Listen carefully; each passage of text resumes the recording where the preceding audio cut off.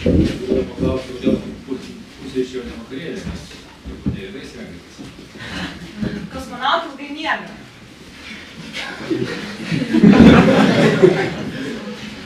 Tai atsiprašau, kad čia matyti ne visai gal matysis viskas, bet kol nesimatys, tai galėsiu pakomentuoti. Jūs pasakėte, kad tokia struktūra. Aš padariau tokią nelabai ilgą prezentaciją, paprastai būdami ilgesnė, bet kad nenusibostų, maždaug 30, galbūt 35 minučių. Po to geriausia būtų pabendrauti, pasikalbėti, gal bus klausimų, replikų, pageidavimų, pataisymų. Kitų klausimų, iš kitų sričių. O ta prezentacija, kurią aš vis papildau, vis naujinu, man pačiam yra labai įdomi, gyvenant ir matant, kaip viskas keičiasi sparčiai. Tai keičiasi technologijos, ir mes keičiame šiek tiek, arba kaip reaguojame tas technologijas, norom nenorom kyla mintis, kuo tai gali baigtis, ar tai bus viskas gerai, ar bus gerai, ar bus blogesnio, ar ta istorija iš tikrųjų vystosi spirale, technologijos tobulėja ir tas technologijų turėjimas sukuria iliuziją, kad ir visuomenė tobulėja ir vystosi, tačiau kita vertus pažiūrėti, kas vyksta pasaulyje, politikoje, kitur mažas, kad galbūt visai taip yra.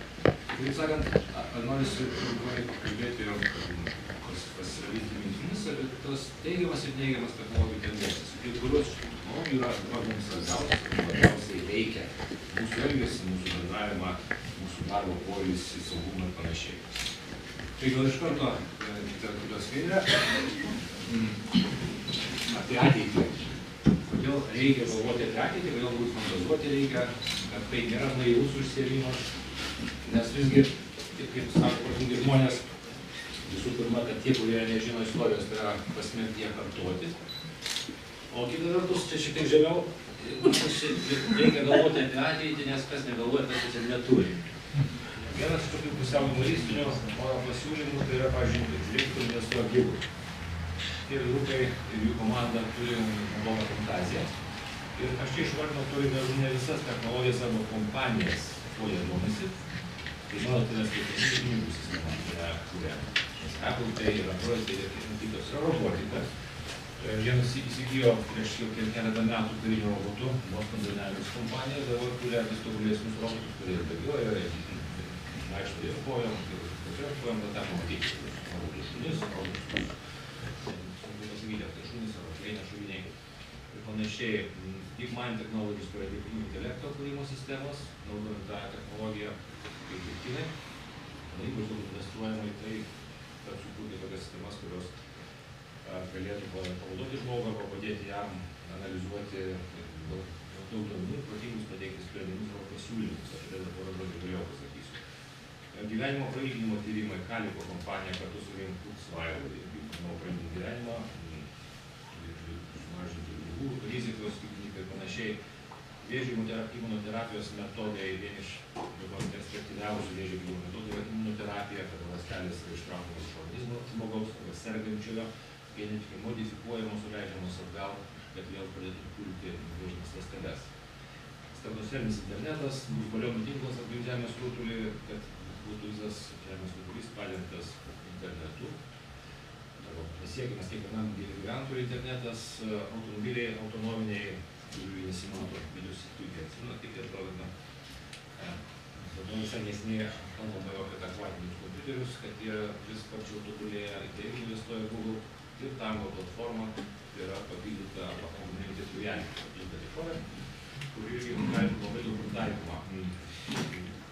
Šiomis dienomis pasirodė naujausias MITO Massachusetts technologijos instituto žurnalas, 2 mėnesinis technologijų review. Tai kasmet klausimų numerį pateikia 10 breakthrough technologies. Tai iš tų technologijų kartojasi viena kita forma autonominiai automobiliai arba sunkvežimiai, tai pavyzdžiui papildyta tikrovė. Na ir aišku, tai kas susijęs su genetika, genų terapija ir panašiai, tai galbūt šiek tiek vėliau. Tai vienas iš būdų stebėti, į ką investuoja Google ir pagal tai matosi, kurios yra karščiausios technologinės tendencijos ir kaip jos gali keisti mūsų gyvenimo pasaulį. Kita prašom skaidrė. Kad įsivaizduoti, kokios yra apyvartos, informacijos, tai yra 1 minutė, kiek visko vyksta pasaulyje per 1 minutę. Kiek žmonių pasinaudoja tomis paslaugomis, kurių iš jų dauguma yra jums žinomas ir jūs patys jomis naudojatės. Praeitų metų duomenys. Ir to aišku bus vis daugiau. Ir tai, kad mes vis daugiau naudojame šitomis paslaugomis, jos tampa vis patogesnės, vis labiau intuityvios, keičia be abejo mūsų elgesį, mūsų arba išryškina mūsų būdo bruožus, tai, kad mes bandėm užslėpti, tas dabar tampa labiau ryšku. Prašau, kitas skaidrė. Dabar, kaip matėte, anksčiau buvo Maslovo piramidė tokia klasikinė piramidė. Esmė buvo maistas. Maistas, gėrimas, saugumas. Dabar mums svarbu yra Wi-Fi. Dažniausiai, ypač svarbu yra dėl to vis daugiau mūsų nešiojasi tas baterijas papildomas. Ir geriausia dovana, pavyzdžiui, šių metų gale, nedovana, nežinau kaip jums, bet bent ne vieną tokią dovaną, tai buvo papildomas tos akumuliatorius. Dėlės kaip nuo išorinių diskų, kitų diskų dabar akumuliatorius. Taigi, tas keičiasi, čia aišku, pusiau su jų arba teisybės tam yra. Tas skaidė, vienas iš pavyzdžių, kaip greitai kai kurios technologijos tampa mums šiautūno. Nuskleidė ties asmenukės ir sėkmė nuskleidė įvairiausiamis gyvenimo akimirkomis. Čia kiek nesai matosi, bet matosi. Ir kitas prašom skaidrę. Ir yra pavyzdys, kaip reikia dabar fotografuoti su įžinybėmis.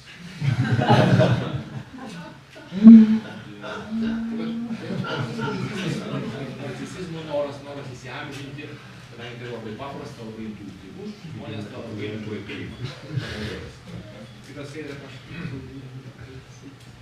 Miestai irgi atkreipia dėmesį, įvairius pasaulio miestai bando prisitaikyti prie mūsų poreikių. Čia yra pavyzdys iš Londono, yra išmanus suoliukas. Jeigu matote, va čia, tas daiktas čia yra ir jis yra čia už nugaros. Tiesiog yra ištukų rinkinys, kai mums išsikrauna iPadas arba smartphonas, išmanusis telefonas, jūs galite pasikrauti. Įvairiose šalyse yra įvairių formų. Pavyzdžiui, Arabų Emyratuose yra palmių formos, užšildėme saulės bateriją.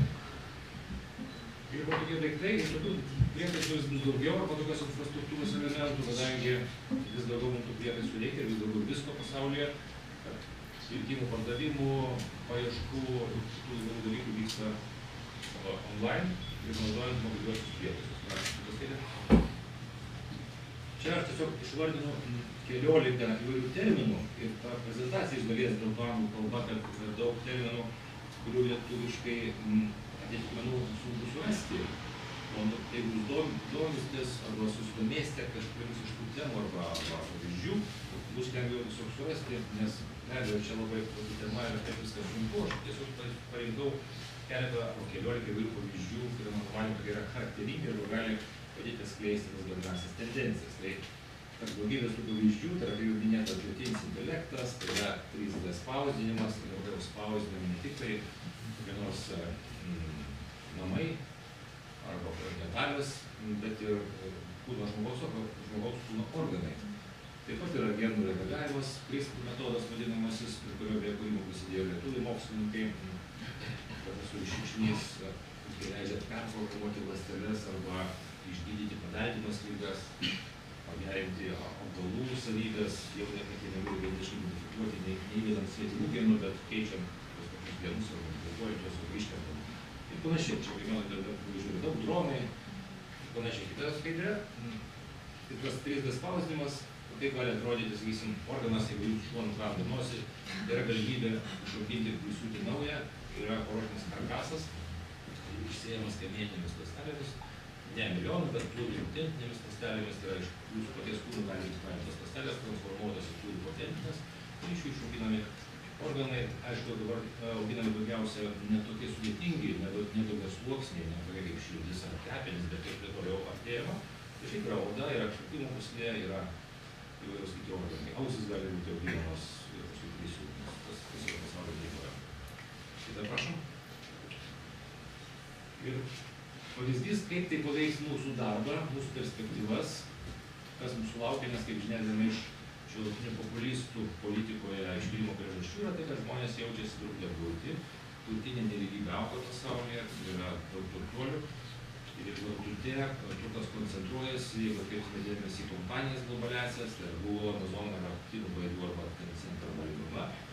Labai nedaug palyginti žmonių dirba, bet didžiulė kapitalizacija. Tai yra visai kitaip negu buvo prieš 50-80 metų, tai buvo didžiosios kompanijos, bet visai buvo daug žmonių. Kaip sakant, dabar būdamas geros kvalifikacijos arba vidutinės kvalifikacijos, negali tikėtis daug uždirbti ir tas saugumas arba gyvenimo karjeros perspektyvos gali būti labai neaiškios. Nebent tu bus labai kūrybingas arba bus labai geras amatininkas. Čia yra pavyzdys, kaip keitėsi nuo 67 metų uždarbis arba pajamos turtingiausių žmonių, 50% turtingiausių pasaulio žmonių, 20%. Irgi iš to pirmasis toks 20-dukas, taip toliau, kaip matote, tie, kurie buvo turtingiausi arba daugiausiai uždirbdavo, tai dabar dar daugiau uždirbo. Tie, kurie mažiau uždirbdavo, tie uždirbo dar mažiau. Tai dėl to yra atsakymas, ką reikėtų daryti. Čia yra tik porą pavyzdžių, apie tai daug kas rašo, daug kas kalba, nes ypač automatizacijai spartėjant, automobiliams automatizuojant, savivežiams atsirandant, sunkvežimiams ypač įvairioms kitoms specialybėms automatizuojantis žmonių poreikis mažės. Pavyzdys, ką reiktų daryti, kaip reiktų ateitį orientuotis ir mokytis kvalifikacijų, tai bendrai kalbant, tai yra įvairių sugebėjimų kvalifikacijų portfolio rinkinys, kad būtų galima savo sugebėjimus pritaikyti labai sklanksčiai ir greitai. Net ir šiais metais Davoso ekonominiam forume buvo kalbama apie įvairias bruožus arba savybes, kokių žmonėms reikia, sugebėjimas bendrauti, suburti kolektyvus, jiems vadovauti, keisti profilį ir panašiai, prisitaikyti, mokėti kalbas, mokėti programuoti, daugiau ar mažiau, nes yra kai kurios labai paprastos kalbos, mokytis to galima internete. Ir sakoma, tokie sugebėjimai, nes per savo gyvenimą žmonės keis labai daug profesijų tikriausiai, arba darbo vietų. Ir dabar Amerikoje artėjama prie to, kad pusė visų gyventojų dirbančių bus freelanceriais. Laisvai samdomi žmonės, bus pagal kontraktus. Kita skaidrė. Tai visą tai įgalina, kaip sakydavo, tai, kad formuojasi daiktų internetas. Čia irgi yra tam tikras grafikas parodytas, jeigu matosi, kiek daiktų, išmanių daiktų turėjo, kaip auga gyventojų skaičius ir kaip auga jų turimų išmaniųjų prietaisų skaičius. 20 metais, tų žmonių beveik 8 milijardai ir jie turės apie 50 milijardų išmanių prietaisų. Ne tik tai telefonų, bet tai gali būti kiti įvairius daiktai namuose, išmanus šaldytuvas, televizoriai be abejo išmanus ir daug įvairių dalykų. Kitaip sakant, tai jau suteikia galimybę tos įrenginius išmaniosius sujungti tarpusavyje ir žmogui kartais net nereiks kištis jų tarpusavio veikti. Tai yra išmanus namai, tai yra išmanus termostatai, panašūs dalykai. Aišku, tai yra kita vertus tamsioji pusė ta, kad tai gresia aišku saugumo problemomis, jas dabar bandoma spręsti, kad neįsibrautų blogą linkintis ir visokie piratai ir hakeriai. Bet principas yra toks, vos neeksponentiškai auga tų išmanių prietaisų kiekis. Formuojasi nemasis daiktų internetas. Prašau, kitas skaidrė. Čia yra viena citata iš Jeremy Riftino knygos Zero, parašytos 14 metais apie tą daiktų internetą, iš ko jis formuojasi. Tai yra žinių ar informacijos internetas, kurį mes dabar turime, tai yra logistikos internetas, ir tai yra būtent daiktų sujungtų arba prekyboje naudojamų apskaitos, pardavimo, analizės tinklas ir energijos internetas. Tai yra anksčiau ir vėliau vis daugiau namų ūkių, kurie patys gamintis elektros energiją ir kai jos bus per daug, jie galės parduoti ją į bendrąjį tinklų, arba kai bus per mažai galės pirkti. Automobiliai arba elektromobiliai taip pat taps to daiktų interneto ir energijos interneto dalimi, sujungti su išmaniuoju namu. Tokių sistemų dabar yra pasaulyje, ypač Jungtinėse valstijose, su tuo eksperimentuoja. Tai reiškia, kad bus vis mažiau galbūt atliekų, produkcija gamyba bus efektyvesnė, dėl to kainos turėtų mažėti. Ypač tas pavadinimas toks Zero. Ir aš rekomenduoju tą knygą, kas domisi apie tendencijomis, nes tas autorius Jeremy Riftinas yra nemažai idėjų ir ideologijų sukūręs, jo idėjomis remiasi ir Europos Sąjungos politikai, kūrėtas strategijas, circle economy, žiedinė ekonomika, Kinai naudojasi, Kinų vyriausybė naudojasi jo idėjomis, nes tai neišvengiama. Tas jungimasis į bendras sistemas ir vystiko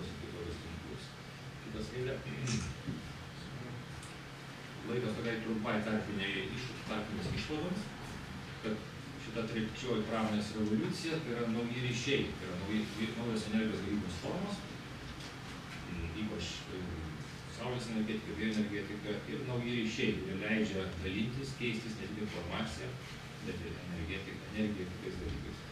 Išauga nauja karta žmonių, mes esame jau nebe tik tai vartotojai, ne tik tai kurie, bet mes galime būti ir tuo, ir kitų.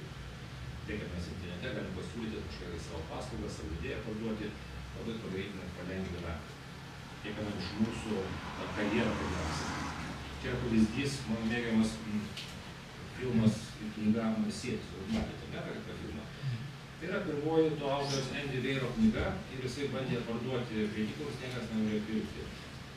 Ir tada jis nemokamai įkėlė ją internetą, ją pradėjo labai siųsti tą knygą, žmonėms labai patiko. Ir tada iš karto susidomėjo kino studijos, kuris kokios nusipirko teisės ir praktiškai kelis metus, pusantrų. Stebėtinai greitai buvo sukurtas filmas. Palyginimui galiu pasakyti, kad kai Stephenas Kingas bandė parduoti pirmąjį savo romaną Kerė, jam tą pavyko padaryti tik iš 20 karto, 10 lygį. Suvyko išleisti knygą. Įsivaizduojate, kas būtų, jeigu Stephenas Kingui būtų nusibodę po 12 karto suminėti knygas su neturėtume Stepheną Kingą. Tai čia yra pavyzdys, kaip tai keičia visuomenę, kaip tai keičia žmonės, mūsų keičia karjeras. Kaip ir iš to, ką aš kalbėjau prieš tai, galima sakyti trumpai, kad technologijos keičia mus socialiai, protiškai, net mentališkai, galima sakyti, bet taip pat ir fiziškai. Mes galime prie fizinių pavyzdžių, kur paskaityti. Kalbant apie vizijas, irgi ar iš tikrųjų žmonėms lengva susitapatinti su technologijomis, paklusti technologijoms. Pavyzdys apie selfius, apie asmenukės, bet ar žmogus gali įsimylėti, pavyzdžiui, robotą, jis gali susitapatinti su tomis būtybėmis. Čia filmas irgi daug žinomas, Spike Jonze filmas apie vyrugą, kiekviena vienišą vyruką, kuris įsimylėjo operacinę sistemą. Tai yra kaip Siri, arba Cortana, kalbančias negalėjos balsų. Labai geras filmas, kas nematė, rekomenduoju pasižiūrėti. Tai čia buvo fantastika ir atrodo gali žmogus įsimylėti balsą telefone. Dabar kitas skaidrė, prašom. Čia yra robotukai gaminami pasaulyje jau gal 10 daugiau metų, terapeutiniai robotai, kurie vadinasi Paro, kurie labai pasiteisino ir naudojami senelių namuose. Vieniši žmonės labai gerai reaguoja iš tos robotukus, Japonijoje, Vokietijoje, kitose šalyse, ir priima kaip gyvus sutvėrimus. Tai reikia tik tai naktį pasikrauti ir sutinklą, tokį robotuką išeina jau kaip gyvas. Ir kodėl žmonės labiau reiškia, kodėl robotukas, o ne, pavyzdžiui, šuo? Dėl to, kad tai psichologiniai aspektai yra pagrindimas psichologinis, dėl to, kad šunį dauguma žmonių per savo gyvenimą tikrai yra matę gyvą šunį. Ligonį matė šunį, kur kas mažiau šunį, nebent prognozuojami sode apsilankė.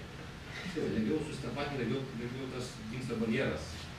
Mes lengvai sužmoginame nežmogiškus daiktus, robotus. Kitas pavyzdys, irgi pavyzdys, 2002 metų filmas Simona, kur Al Pacino vaidina režisierių, niekaip negalėjusi surasti aktorės, kol netyčia jam į rankas pakliuvo programinė įranga, kai jis galėjo sukurti virtualią aktorę Simona. Ir tada jis pradėjo tą aktorę montuoti į savo filmus, jis pats vaidino, jinai vaidino, kaip sakant, jis vaidino, jinai viską panetribino. O teko tokį filmą, tai va, įdomus filmas, ir atrodė, čia turbūt fantastika, kaip gali būti, dabar kita skaidrė. 2007 metais, jeigu aš neklystu, tai yra čia yra tikra tokia holograminė žvaigždė, tikros alkūdė Nikolės, ne?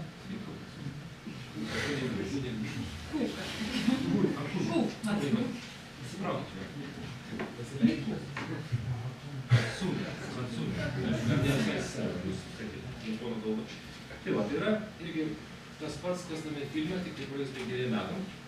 Tai čia yra, kiek pinigų uždirbo, tas virtualus avataras, koncertai, įrašai, Facebookas ir panašiai. Ir sakė, kaip pavyzdys, kaip visiškai nerealus daiktas, programinė įranga gali tapti superherojumi.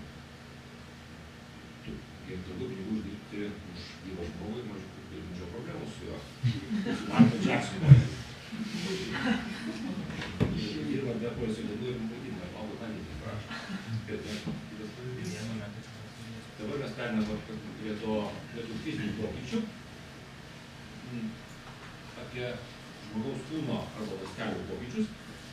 Čia yra keli lygmenys. Jau mes galime pradėti keisti ląsteles, naudojant tą vadinamą CRISPR metodą, genoterapiją, kovoti su senėjimu ląstelių ir kovoti su ląstelėmis kaip vėžys. Galima jau naudoti ir kurti arba spausdinti arba auginti implantus, organizmų škandėjimų ląstelių arba juos spausdinti CRISPR spausdinimo būdu. Ir jau aukščiausias lygis tai yra implantai, smegenų implantai, kurie ne tik padeda žmonėms, sakysim, kovoti su epilepsija arba su Parkinsono liga, bet taip pat anksčiau vėliau sustiprinęs mūsų smegenų sugebėjimus. Kitas skaidrė. Pavyzdys tos hipnoterapijos, galbūt jums irgi girdėtas, buvęs prezidentas Jimis Carteris, kuris susirgo melanomą, vėžys persimetė galvų smegenis, kai kuriuos kitus organus. Ir naudojant spindulinę terapiją, chirurgiją ir imunoterapinį metodą, ir vaistą Keytruda, kurio irgi pavadinimo nesumato, pavyko jam, bent jau dabar, taip sakoma, visiškai išgydyti.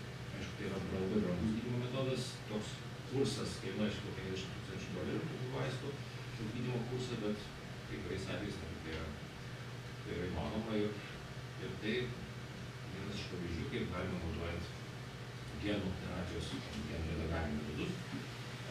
Iš esmės, kad neruošti gydymo eigą, ligos ir visai. Taip, kitas pavyzdys. Čia yra biohackingo pavyzdžiai. Iš kairės vyrukas, kuris mato tik labai baltas spalvas, mato spalvų. Jam yra instaliuota kamera, procesorius smegenys, naudotas smegenyse ir jisai girdi spalvas. Tai yra Arvisonas.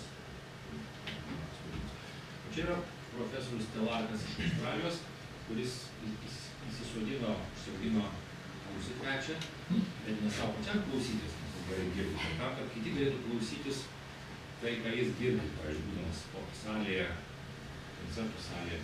Iš pradžių, reiškia, buvo karkasas įsiūtas po oda, tada aplaudotas karkasas kraujagyslėmis, ir dabar kitas etapas yra, kad jis taptų Wi-Fi pasiekiamas tinklui, turi dar instaliuoti elektroninę dalį, kaip sakant. Jis galės daryti savo, kai bus pats Wi-Fi zonoje, turės ryšį, galės kiekvienas norintis prisijungęs į internetą, klausytis, ką profesorius Telarkas klausys. Tai toks eksperimentas susijungia, tas jau įmanoma. Kitas pavyzdys. Jūs tą galbūt matėt, galite paspausti, va čia jeigu tą YouTube'ės nuorodą. Čia mintimis valdomi protezai, smektologijos rankų protezai. Vienas iš pirmųjų pacientų, kada yra implantuojama į galvą elektrodai ir procesorius transformuoja tos signalus, minčių signalus, neuronų impulsus į komandas protezą. Ir čia yra pavyzdžiai praktiniai jau, kas yra naudojama, yra monitoringas karo veteranų, jų nesveikata yra vaikų, naudojant elektrodus. Čia gilioji smegenų stimulacija, čia yra tikra nuotrauka, matote, kokio ilgio elektrodai yra sukišami smegenys, nes mokslininkai žino tas vietas, kurias reikia dirginti arba atvirkščiai slopinti, kad, pavyzdžiui, būtų galima padėti žmonėms sergantiems epilepsiją arba netgi Parkinsono ligą. Tai yra komerciniai produktai, bet čia yra vienas pavadinimas, kad tas irgi vyksta. Tai yra kitas mintis, tas skaidrė. Kas man pačiam labai įdomu, tai patinka, tai yra optogenetika, kada galima naudojant šviesą valdyti, keisti elgesį, pavyzdžiui. Kas tik gyvūnų, o tada ateityje bus galima žmonių elgesį keisti. Taip sakant, yra modifikuojami irgi genetiškai. Tai manote, yra sinogenai naudojami, perkeliami į neuronus, kad jie išvietus vienos bangos ilgio šviesa siųstų signalą, arba pašvietus kitos bangos ilgio šviesa, pažiūrėjau, nesiųstų signalą. Tai tada galima suformuoti kitokias jungtis, arba kitas jungtis smegenyse. Kitas skaidrė, prašom. Čia yra pavyzdys filmas, fantastinis filmas Inception, buvo rodomas mūsų kino teatruose, apie tai, kai buvo žmonėms implantuojami nesami prisiminimai, arba netikri atsiminimai. Tai būt matėte, neblogas filmas. O čia yra pavyzdys, citata iš to, kas iš tikrųjų vyksta, o kas įvyko. Prancūzijos neuromokslininkai implantavo netikrus atsiminimus miegančiams toliems, kurios pradėjo elgtis kitaip, tokiu būdu jie įrodė, kad tas yra įmanoma padaryti. Kol kas, aišku, yra invazyvi procedūra. Kilmės atsiminimus į kelią, ar taip, pageidė reiškia. Ne.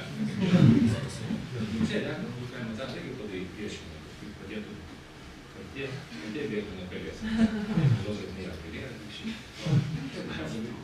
Prašom, kitas skaidrės. Taigi, mes gyvename infosferoje, mūsų pasaulis vis labiau susilieja su virtualiu pasauliu. Daugybė tokių technologijų taikymų jau yra naudojama, pramonėje ir kitur. Kitas skaidrė, prašom. Turiu pavyzdžių, kuris jau realus nuo 10 metų, pavyzdžiui, Lego kuriuose parduotuvėse, bent jau užsienyje. Jeigu jūs norite įsivaizduoti, kaip atrodys jūsų surinktas Lego, jūs pasimate kokią nors dėžę, bet kurią dėžę toje parduotuvėje, net specialaus ekrano ir matote, parodo, kaip atrodo surinktas tas konstruktorius. Taip pat nusprendžiate jums.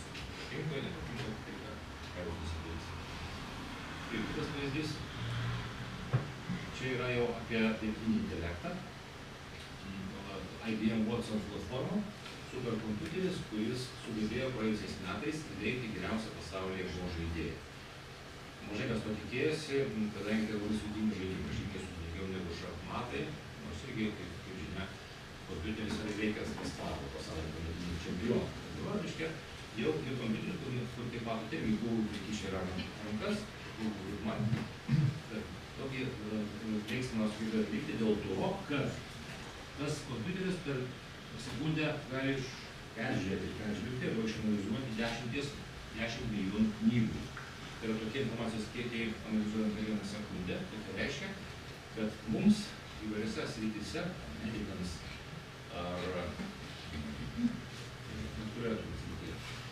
mes galim gauti kur kas geresnį patarimą ir pasiūlymus. Sakysim, žymiai geresnė diagnostika yra suteikiama naudojant visokias kompiuterinės sistemas negu gydytojai. Gydytojas neturi galimybių surinkti informacijos, perskaityti tiek žinių.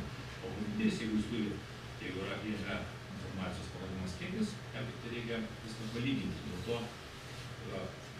Dėl to medicininė diagnostika yra iš tų sričių, kuri bus tikriausiai pakeista dirbtinio intelekto sistema.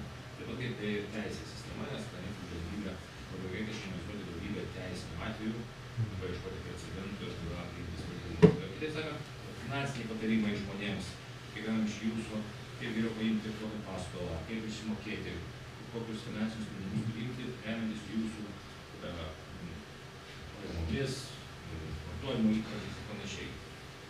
Galimybė išvengti klaidų, kurias padaro tie žmonės, patarėjai, kurie nori mums įsiūlyti kokius nors produktus. Čia yra vienas svarbiausių patyčių dirbtinio intelekto, dėl to tai labai investuojama į šią sritį. Kita skaidrė, prašom. Tai mes kalbėjome apie tos gerasias pusės technologijų, bet pabaigai turbūt apie kitą pusę, apie pusės kartus. Kaip pripažįsta patys tų didžiųjų kompanijų savininkai, jie pripažįsta, kad mes esam sekami. Ir ne tik sekami, bet mes netgi galime savo elgesiu jiems leisti nuspėti, ką mes darysime ateityje. Kaip pasakė Šmitas iš Google, jie prognozuoja, nes tie daugybė duomenų, kurias mes pateikiame, atiduodame per Facebook, per kitus socialinius tinklus, mūsų registruodamiesi, mes leidžiame jiems vertinti, ir analizuoja mūsų elgesį ir mūsų įpročius, ką mes galime, ko mums net nereikėti ir kada. Kaip sakė, mes, kitas skaitė, prašom, mes tampame produktais, kurios vienos kompanijos parduoda kitoms kompanijos. Dėl to mes nemokamai naudojamės daugybę tų naujų technologijų. Bet, kaip pats teigia ir reiškia Bruce'as Schneideris, vienas geriausių pasaulyje kompiuterinio kibernetinio saugumo ekspertų, kad šiuolaikinė informacija yra tarsi teršalai, informacija yra teršalai, mūsų duomenys. Tai yra ekologinė problema, kaip reikia suvokti geriau, kaip tos duomenys reikia saugoti, kaip juos konfigūruoti, kad blogą rinkinį žmonės arba kompanijos jais nepasinaudotų. Dabar yra nemažai pavyzdžių, kaip teko girdėti apie tai, kad yra pavadami milijonai duomenų, asmeninių duomenų iš bankų, iš kitų kompanijų įsilaužama ir duomenys dingsta.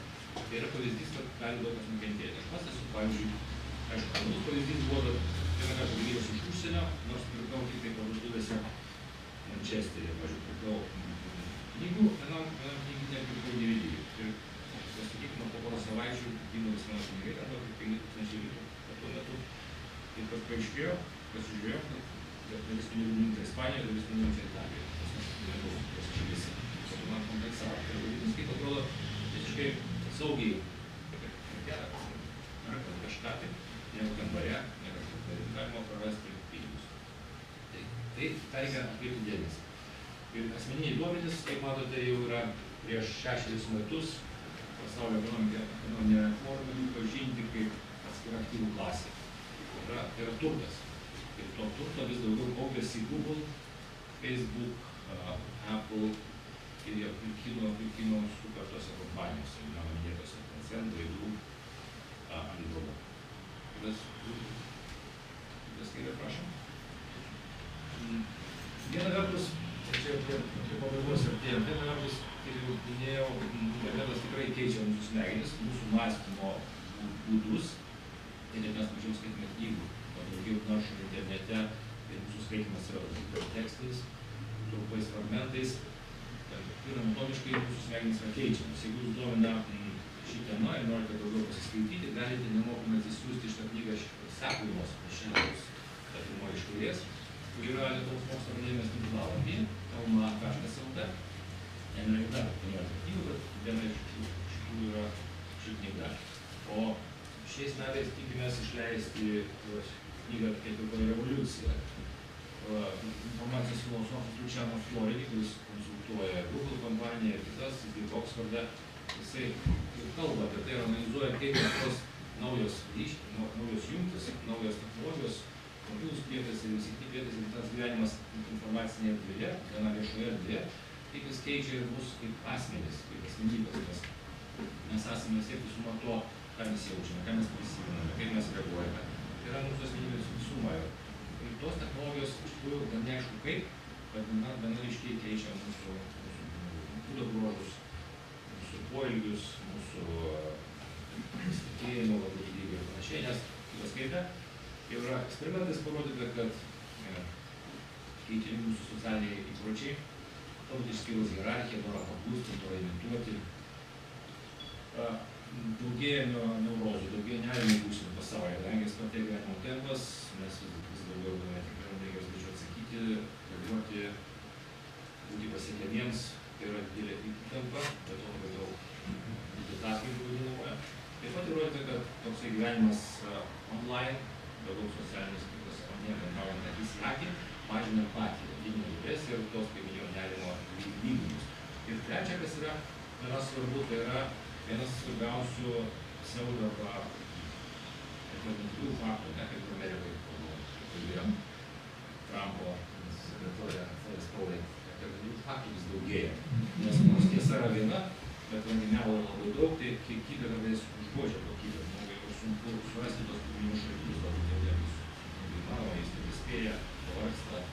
Ir dėl to daugėja tos pseudo informacijos, kas tikrai gero neatnešti. Ką liūdė, kaip minėjau, tą politiką. Taigi, tie visi faktai rodo, kad mes, kaip iš tą karikatūrą, matydami, mes jau geriau komunikuojame, bet mes visgi neišėjame dar, nepalikome to miško, mes dar esame gana primityvios būtybės, smegenys mūsų evoliucionavo kelis milijonus metų, o technologinė aplinka aplink mus keičiasi labai greitai. Nuo to neišvengiami yra tam tikros įtampos, tam tikri konfliktai viduje tarp mūsų ir tarp daug kitų panašių smegenų. Todėl mano patarimas, draugiškas, čia paskutinį skaidrę, nebūkime idiotais, tai matosi. Being ideas. Galvokime savo galvą, analizuokime, vykime kritinį mąstymą, nesinaudokime tuo, ko tikrai nereikia, naudokime ir valstybės informacinės higienos. Tai man toks.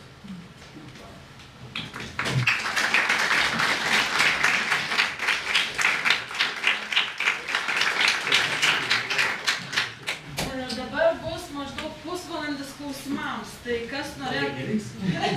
Gal reikės daugiau, žodžiu, kas turi kokių klausimų, kas pirmas nori, kas būtų drąsiausias. Tai aš galiu. Taip. Tiesiog klausimas, kaip jums atrodo, kodėl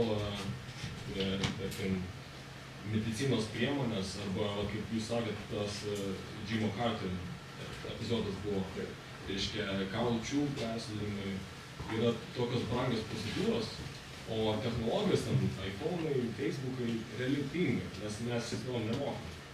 Kodėl toks yra skirtumas tarp medicinos ir technologijos ir elektronikos? Biologinės ir medicinės technologijos labai brangios, mes labai ilgai trunka sukurti, nes tai susiję tiesiogiai su žmogaus sveikata, nes yra daug turime vaistų, bet labai jų daug atkrenta testuojant. Neveltui yra 10-15 metų trunka dėl vaisto sukūrimas ir atsiradimas rinkoje, nes žmogus labai sudėtingas organizmas, o tie vaistai vis tiek gana grubiai veikia, ką taip sakyti. Kažką taiso, tai ką sugadinti. Teko, žinot, yra reikalingi vaistai, išvėžiniai preparatai, jie labai daug neigiamų turi šalutinių efektų. Dėl to sukurti medicinės technologijas yra žymiai sunkiau ir brangiau. Mašinės technologijos, kas paprasčiau, aišku, aš jau nekalbu apie automobilius, tai galvoju, koks būtų progresas, jeigu automobiliai tobulėtų kaip kompiuteriai. Kažkas skaičiavo, kaip galėtų būti, tai taip nėra. Kitas klausimas. Galit klausti bet ko. Vieną klausimuką, tarkim, socialinius tinklus. Dabar žmonės, jeigu nesinaudoja Facebook'u, tai jie negali funkcionuoti kaip sakykime, lygiaverčiai visuomenės nariai. Ir, sakykime, kiek jūs galvojat bus reguliavimas iš valstybės, nes, sakykime, Zuckerbergas, jeigu sugalvotų kažką pakeisti, Facebook'e tai žmonės kaip ir įkaitai yra to. Nu, patikrai, tai viena vertus, aš pavyzdžiui, nesinaudoju Facebook'u, bet aš jaučiuosi visai ne. Tai pakankamai apsilankau, ar vis pasižiūriu, kas ten vyksta. Dėl to, kad noriu kalbėti tas tendencijas. Gali būti apmokestinama tikriausiai, arba įvairias paslaugas, kadangi Facebookas ir kitos tokios kompanijos gauna labai daug reikalingos informacijos už lygį iš mūsų, tai kol kas jiems nėra reikalo, jie atsiperka, tai yra Google, atsiperka. Tie visi Google, kiti verslai, kol kas yra nuostolingi, didžioji iš jų. Kuris pelnas yra tos reklamos, kurios pritaikytos pagal jūsų profilį. Spėlėte, ne, kad kai jūs gaunate reklamas, kažkam nusipirkote, po to gaunate pasiūlymus. Tie pasiūlymai iš esmės yra gana būti tokie, pagal tai, ką jūs pirkote, bet tobulėjant tom dirbtinio intelekto sistemom bus vis gudresni, tai tokia įvairesni, ką įdėsti pasiūlymą. Tai bus vis sunkiau visi. Čia turbūt Minority Report buvo irgi Spielbergo filmas, kuris jam jau turbūt 10 metų ar panašiai. Tai tuo metu žiūrint kažko man atrodė irgi, kaip čia dabar eisi pro parduotuvę ir tau ten įkiš. Aišku, ten viskas gražiau padaryta, kad tau net holograma, bet čia laiko klausimas turbūt. Bet aš pasinaudosiu progą, kad įvėliau ir dar man įdomus klausimas yra, ar jau yra, kalbėjot, kad nemažai dirbtinio intelekto jau gali analizuoti didelius kiekius informacijos, kaip ten, pavyzdžiui, tiek, ar jau yra kažkas vadovaujasi tomis diagnozėmis arba apskritai dirbtinio intelekto pasiūlytai sprendimais realybėje. Nežinau. Nes giliojo mokymosi, deep learning metodo esmė, kad nereikia viską programuoti. Kuris po to apgalvotis ir kažkaip protingai. Jam tiesiog duodam daug informacijos ir jis mokosi iš savo klaidų. Ir negana to, dabar yra kompiuterių veikti. Triukas, kaip vienas mokytas kompiuteris moko kitus kompiuterius. Tai tokia sistema. Progresas labai stiprus. Didelis, bet labai investuoja. Ar manote, kad tie robotai galės patiduoti išradimus? Yra tokių pavyzdžių, kad yra robotai kažkiek, robotai daugiau, intelekto sistemos yra užšalusios šį gaitą, patobulintos technologinius procesus. Ir pateikiama informacija, problema formuojama ir jie daro sprendimus. Tai sakant, jie, nežinau, jiems jau leidžiama registruoti, bet yra tokių jau. Aš čia kalbėjau apie simuliacijai polomosto. Viskas, arba galiausiai simuliacijai, kokį gyvensim kanalą, kad Čia gal filosofinis daugiau klausimas. Akivaizdu tai, kad virtuali tikrovė dabar viena iš karštų sričių, irgi sako, dalyvauti tas būdas televizijos mugės metuose. Tai aš pastebėjau pastaruosius 2 metus yra nemažai ir paskaitų, ir susitikimų diskusijų apie tą virtualią tikrovę. Ir yra kelios televizijos arba kanalų konglomeratai, tokie kaip, reiškia, Arte, pavyzdžiui, National Geographic, jie jau turi savo portaluose, specialus portalai, kur gali siųsti programas. Tai, kaip sakant, ta rinka auga, ir galima tai siųsti savo tos įrenginius, įrenginio klausytojai, tai kaip panašus, yra daug kainos krenta, jie vis tampa tobulesni, būtent dėl technologijų, informacijos, tai bus vis patraukliau gyventi tose virtualiuose pasauliuose ir žaisti virtualius žaidimus. Bet pasieksim metais. Kurie yra jūsų pagrindiniai higienos tipsai, kuriais vadovauja? Nesinaudoju to, ko nereikia naudotis. Paprastai kalbant, reiškia, nesidėti prie tai Facebook'e arba kitose tinkluose, jeigu neturime svarbaus pasakyti, arba jeigu kažko ieškai, ko ieškai. Yra vis tiek ieškoti tose šaltiniuose arba puslapiuose, tinklalapiuose, kurie yra patikimi, pavyzdžiui, sakysim, šaltiniai. Mano atveju yra, sakysim, informacija apie mokslą, apie technologijas, daug aspektai. Bet man labai svarbu, mano manymu, labai svarbu skaityti knygas. Kaip sakė kažkoks klasikas, visai teisingai pasakė, nes pusiau su humoru. Žmonės, kurie skaito knygas, visada valdys tuos, kurie žiūri televizorių. Aš turbūt nuolat laivo smartphone klikus, spaudimą. Žmogus tai būtina, ir knygoje šelus, mano galima sutikti, kai sakoma, kad būtina skaityti, jis turi suvokti, ką jis skaito, jis turi savo mintis suformuoti, pats kiekvienas savo turi suformuoti. Ir taip, kas yra pateikiama, keliais sakiniais, koncentratų, bet jis turi perskaityti, sugaišti laiko tam, kad turėtų sukurti savo sistemą, vertybių sistemą, savo diskusijų sistemą, tada kai bendrauja su kitais žmonėmis, pažymėti, ne socialiniuose tinkluose būti, bet surasti laiko bendrauti su žmonėmis iki sekį. Nes tada, nors tas pokalbis gali būti nekonkretus arba tavo nekontroliuojamas, arba dažnai bijo žmonės, tai tada susirašinėja, kad gali viską nedaugoti. Bet tai yra giliau, tai yra pristatyti argumentus ir tiesiog ręsti ir tobulinti savo mąstymo sistemą, analizės savo rašymą. Aš norėjau paklausti apie dirbtinį intelektą, tai įkūrė, ar šiuo metu kurdamas tos įmonės mokslininkai vysto tik tai tos tikslius, kažkokius loginius dalykus, ar kažkaip bandoma įžiebti emocijas, kažkokius jausmus, kad tas intelektas jis vadovautųsi ne tik paskaičiuotais kažkokiais aiškiais dalykais, bet dar ir kažkokiais žmogiškais.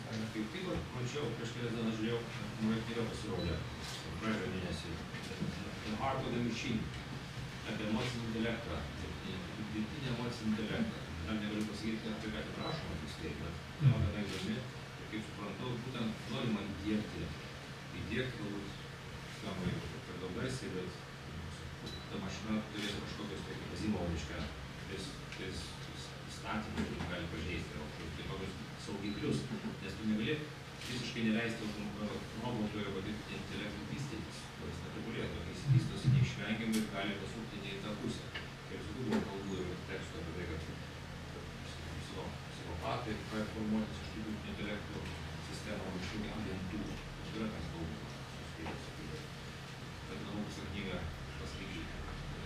Drabužiai galima papildyti visai prieš kelias dienas Google DeepMind projektas, apie kurį čia buvo minėta, išleido pranešimą, bus ir tyrimas šiek tiek vėliau, bet būtent apie tas emocijas, kad du dirbtinio intelekto agentai buvo sustatyti žaisti labai elementarų 2D žaidimą ir, žodžiu, jie pradėjo konkuruoti, vogti viens iš kito, žodžiu, elgtis visai kaip žmonės. Tai, žodžiu, čia viskas, manau, priklauso nuo to, į kokią padėtį, į kokią aplinką padėsi tą agentą. Jeigu konkurencingai, tai jie pradės šaudyti. Bet čia gal ne emocinis, čia tiesiog gal loginis paskaičiavimas, kad jeigu aš kažkaip geriau jo, tai aš daugiau gausiu. Agresyvus elgesys, kaip buvo citata, tai highly aggressive behavior, tai turbūt čia labiau nepagalvoti, kaip buvo. Aš kažkokią girdėjau istoriją, kad buvo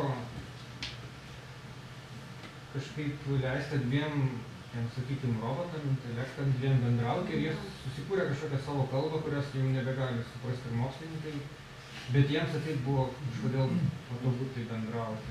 Tokia knyga Stanislavo Lemo, galbūt žinote, yra šitą fantastiką. Jeigu skaitėte, net tai rekomenduočiau skaityti tokia perskaityti. Lemas 14. Knyga senokai parašyta, bet Lemas buvo vienas iš rašytojų, mąstytojų, kuris tikrai sugalvojo nemažai įdomių technologijų, kad atspėjo. Virtuali tikrovė, jis gina tai automatiką. Tai yra iš tikrųjų analogas virtualios tikrovės. Jis tą aprašė prieš 20 metų maždaug. Tai panašiai knyga įdomi tuo, kad jisai bandė tarsi sukurti knygą apie žmogaus pokalbį su dirbtiniu intelektu. Tas vadinamas 14. dirbtinis intelektas, kuris pasakoja žmogui apie žmoniją, kokia jinai yra iš tikrųjų. Įdomus eksperimentas. Studijų filosofinė fantastika. Aš čia norėjau dar irgi dar papildyti čia apie tas intelekto emocijas, tai ar įsivaizduojate, kad dirbtinis intelektas galės kurti ir mes skaitysime romanus arba žiūrėsim parodas, eisim knygos. Filmas sukūrė. Jo, filmas sukūrė. Tai tada filosofinis klausimas. Kaip Jūs galvojat, ar tie fantastai atspėja tai, kas bus? Ar visa tai yra tiesiog cikliškai kartojasi? Ar mes tiesiog esame žmonės ant tiek smalsūs, kad kažkas sugalvojęs, mums būtinai reikia po 20 metų sukurti? Kaip pavyzdžiui, bioninės rankos, bent 30 metų atgal buvo tik tai svajonės, kad mes mintimis valdysim atskirus kūno dalis, kurios mums yra mūsų kūnus. Štai fantastai, jas bando spėlioti, tam, kad būtų žudbūt kažką spėtų, kad būtų realizuotos jų idėjos, tai viena iš jų funkcijų. Nes literatūros fantastinis, kaip ir šiaip geros literatūros, kad būtų kūrinys patrauklus, mums įdomus, kad būtų tos logiškos problemos, tos būtų nagrinėjimas. Tai su gedžiam reikia patrauklumo. Bet buvo tokių rašytojų, kurie jiems labiau sekdavosi atspėti negu kitiems. Vernas labai daug numatė, kadangi jis labai domėjosi tuo metu technologijos ir mokslu. Tai kas buvo. Ir to jis šiek tiek matytus prognozuodamas, kaip ir Clarkas, kuris sukūrė sugalvojo tą reiškia koncepciją palydovų. Kurį yra kai kurie buvo labai optimistiški, ne, kad yra tas į kosmosą. Tas visiškai, reiškia, per vieną dieną nesiteisino. Tai nespėjo visai apie naujosius įrengimus, pavyzdžiui. Tai manau, kad jie tiesiog tendencijas, ne kažkokios tai pagal tiražas tendencijas, bandyti spėti, nes man patinka irgi fantastika, šiuolaikinė yra fantastika, kad įdomus autoriai, kurie labai užtikrinti, labai įdomiai, grįstai teikia netolimų ateities pasaulio viziją. Tai 20-30 metų iš perspektyvoje, kalbant apie ekologinės problemas arba tendencijas, ekologinės ir panašiai, tai yra kaip ir pavyzdžių. Tos Ramezas Nam, pavyzdžiui, Ramezas Nam parašęs yra logika labai įdomu, čia jis pats yra mokslininkas, labai geras sukūrė technotryleriai, tai yra X, Brooks ir Nexus, tos tropos. Labai lygus skaitas. Ramez Nam, dvi raidės. Ramez Nam. Tai čia kalba apie tai, irgi, kas jisai po knygų parašo, knygos gale parašo, kuo jis ėmėsi ir kiek viskas pasistumėjo nuo pirmos knygos, kurias parašė iki antros knygos, trečios. Mes kaip pagrįstai, nes jis rašo mokslo populiarinimo knygas. Tai geras pavyzdys, kada rašytojai fantastikos mokslininkai norėtume daugiau popularizuoti, negu leistų savo būdami mokslininkai, jie kuria fantastinius kūrinius, literatūrinius kūrinius. Bet tai nereiškia, kad tas viskas bus įgyvendinta, bet idėjos labai, jos pagrįstos, jos yra neįtikinamos ir duotos. Jūs prezentacijoje numatyti, kad technologinis augimas vyksta eksponentiškai. Lygiai taip pat ir demografinis augimas irgi vyksta labai sparčiai. Žmonių daugėja, bet jų tik žmogiškų išteklių kokybė kelta abejonė. Vien iš Pasaulio banko duomenų matyti, kad universitetinis išsilavinimas būdingas vos apie 2% pasaulio populiacijos.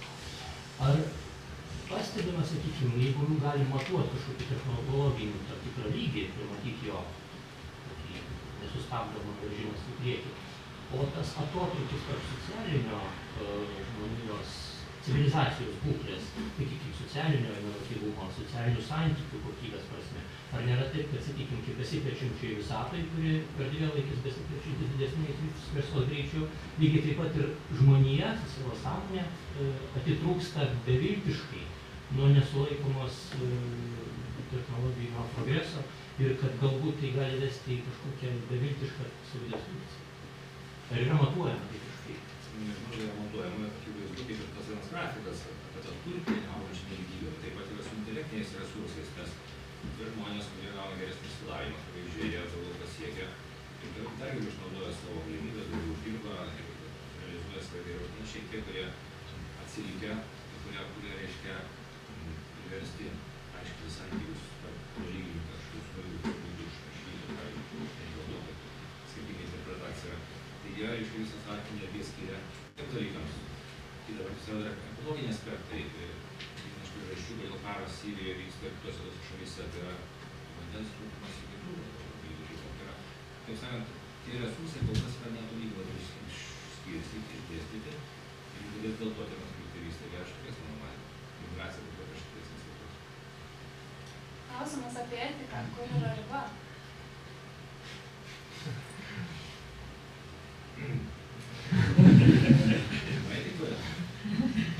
Tarkim, genų redagavimas, žmonių planavimas ir taip toliau, apie ko čia yra? Susidėjimo reikalas, man mano. Mano žmonių tikrai gali susidėti. Būdavo, gal neteikčiau jiems etikos klausimų, pavyzdžiui, kaip buvo kažkada būdavo, kad tai buvo visiškai draudžiami, skyrybos buvo draudžiama moterims maudyti su maudymis kastuvėliais. Viskas, tie dalykai keitėsi, kai kas dabar aišku grįžta, tos reiškia čadros ir tie dalykai, nežinau, tokiuose šalyse. Bet, kaip sakant, daug renkasi yra susitarimo reikalas. Renkasi visuomenės nariai ir sprendžia, ar mes galim panaudoti tas technologijas, ar daugiau naudos tada, ar daugiau žalos gali būti. Tai dažnai būna, kad neatspėja, bet pažangos nesustabdysi, jeigu technologija yra, tai vis tiek bus naudojama. Slapta gali būti naudojama, gali būti neslapta. Tai klausimas, kaip bus tas naudojama, kad jeigu neslapta, didesnė molių kiek bus slapta, tai vis tiek bus naudojama. 3017 metai, kaip manot, visi būsim kiniečiai? Gendai. Aš tikrai nebūsiu.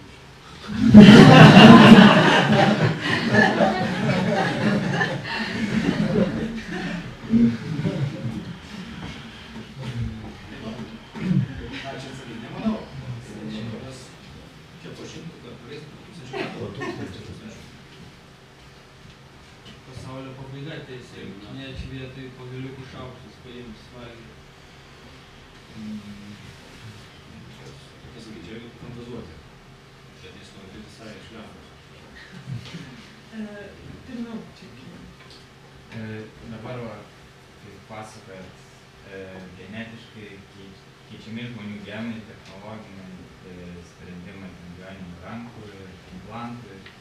Paprasčiausia turbūt yra širdies stimuliatoriai, kurie iš visų normų yra, bet tai irgi šitie technologija. Tai jeigu ištobulės labiau genetiškai modifikuojami technologijos, tai gali žmonės modifikuoti ir pradės, tarkim, gerinti tam tikras savybės, protinės, fizinės ir panašiai. Tai ar tai bus jau, kad nebebūsim homo sapiens ir po kažkiek laiko tiesiog bus nauja... Homo sapiens. Kaip buvo anksčiau neandertaliečiai, homo sapiens juos išstūmė ir pakeitė ne vieną rūšis. Čia ar po 100 metų gal jau tai gali būti prasidėti. Čia vienas klausimas.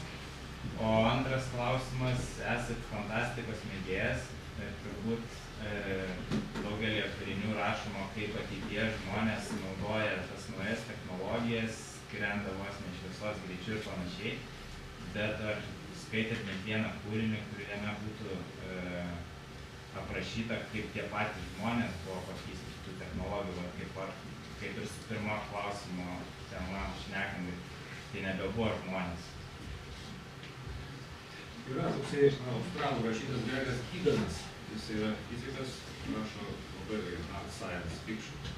Tai ten, kadangi jis rašo apie tai, kas mūsų laukia už 10 tūkstančių, 100 tūkstančių metų, tai ten žmonės gali visai tas formas. Bet yra labai nemažai beje apie tai, kad žmonės keičia savo formas, tampa kaip energijos, ten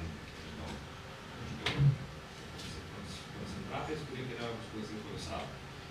Yra Rolfas Stapledonas, klasikinis autorius, 20 amžiaus 30-metį parašęs knygą First Mastman. Taigi apie žmonijos viziją nuo dabar iki milijonų metų priekį. Tai pavyzdžių yra labai daug ir labai įvairios tos vizijos. Akivaizdu, kad žmonės, manau, tikrai daug suskirstysis, diferencijuosis, kas turės galimybių tos technologijas įsisavinti, nes dabar, pavyzdžiui, leidžia naujausiam žiniomis, kad jau žada leisti modifikuoti genetiškai kūdikius tam, kad būtų galima išgydyti paveldimas ligas. Jau būtų tokios žiniose. Tai čia kalba apie tą etiką, bioetiką, technoetiką, apie tas sritis, kada kalbama, ar geriau leidžia žmogui dirbti, ar jį pagydyti.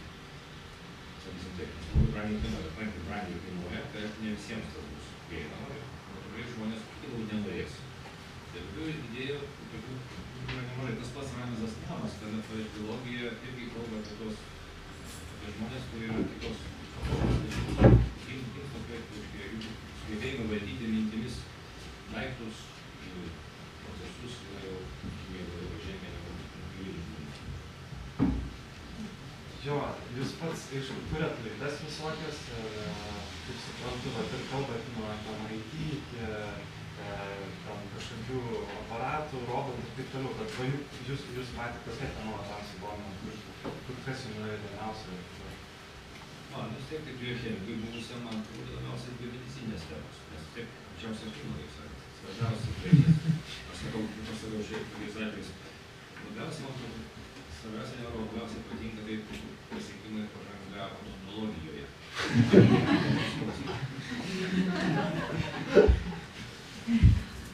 Tai va, tai tęsiant tą pačią temą apie žmogaus kūną ir technologijas.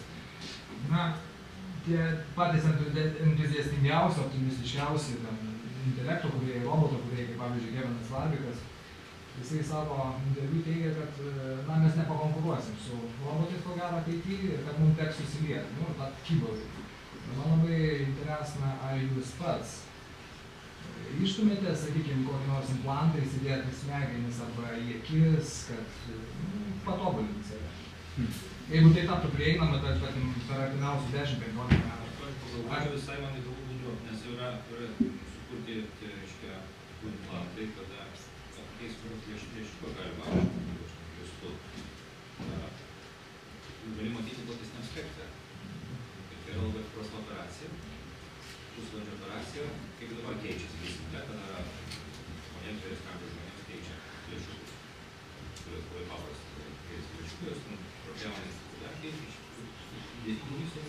įsilanksų. Mano mama turi jau pakeistus, sarkiponas. Aparatas, narys. Šitas malnas ir bando technologijas, regėjimo implantus, sakykime, kai jie bus tikrai saugus ir jau pasiteisinę patikrinti, nes aš nesu iš tų, kurie pirmas nori viską išbandyti, lauksiu kol. O jeigu vėliau čia, kad jis smegenis, atsidartų galimybę viską. Nežinau, atmintį padidinti, prisijungimą. Jeigu pajaučiu, kad trūksta.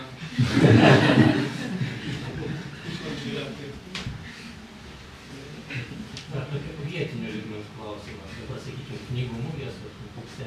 Ar toks įspūdis man susidaro, gal jūs galėtumėte įvertinti Lietuvos būklę fantastikos žanro futurologijos apskritai kaip judėjimo?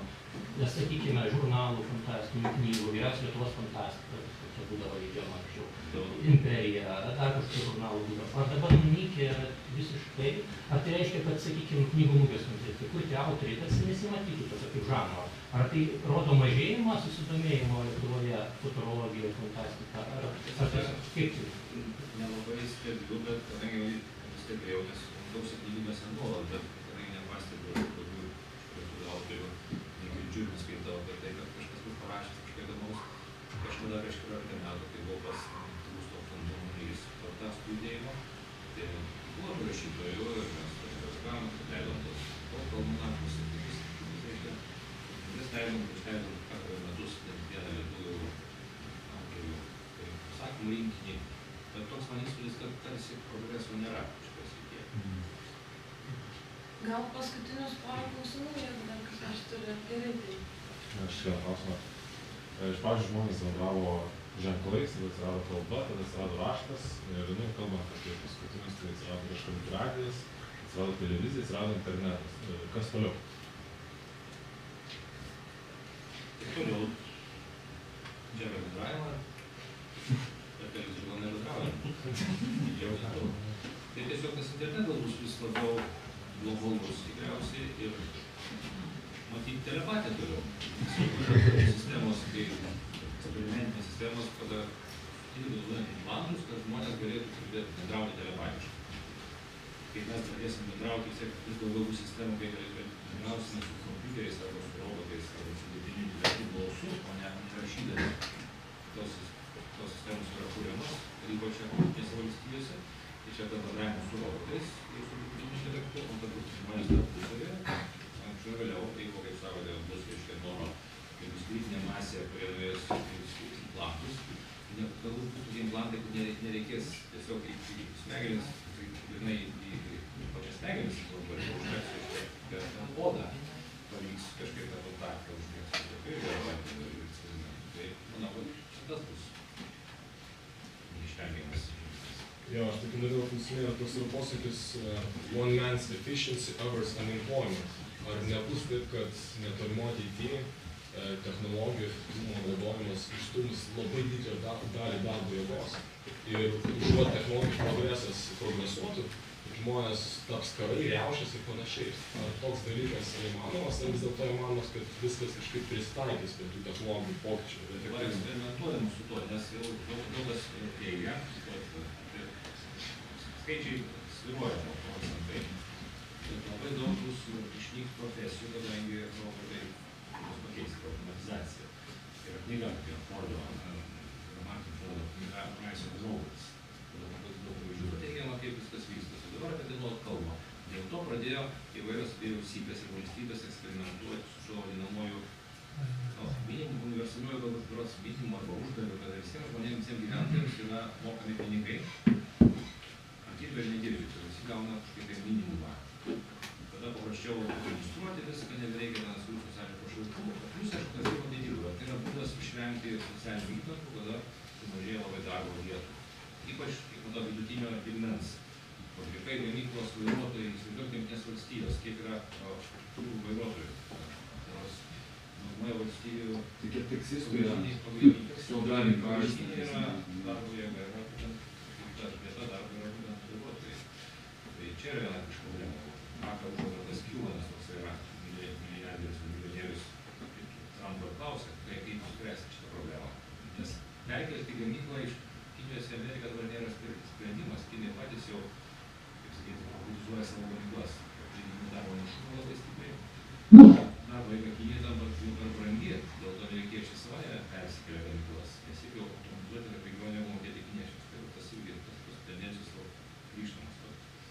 Tai čia problema tikrai bus, bet dar neaišku, kaip jau bus galima spręsti. Aš tai ten pridėti norėjau, nes girdėjau, kad Japonijai bando kažkaip kryptinti kalbą ir naudoti tik kalbą apie tai, kad ateityje naudotų tik emojis visokius, tam, kad kažkaip komunikuoti, ne žodžius, keisti tik tai įvairius ten smailai. Tarp žmonių? Jo, tarp žmonių. Turbūt visų tokių, kuriam užteks to.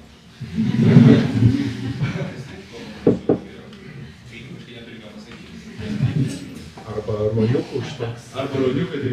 Nuostabu iš tikrųjų. Taip, apmokėm,